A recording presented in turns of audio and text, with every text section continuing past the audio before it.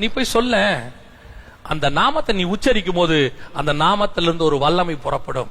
அங்க இருக்கிற 5.5 லட்சம் பேரையும் உன்னை நம்ப வைக்கும்.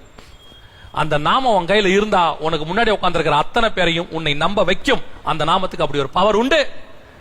எப்படி உட்கார்ந்து பில்லிகிரகா மீட்டிங்ல லட்சக்கணக்கில் ஜனங்க கேட்டாங்க. எப்படி பரிசுத்தவான்கள் மீட்டிங்ல உட்கார்ந்து 10,000 பேர் பேசுறதை எப்படி கேட்க முடியும்? யோசிச்சு பாருங்க. நான் தான் யோசிச்சு பார்ப்பேன். நம்ம பேசுறத ஒருத்தன் எப்படி கேட்பாங்க உட்கார்ந்து? நம்ம அவ்வளவு பெரிய ஆளா? இல்லீங்க.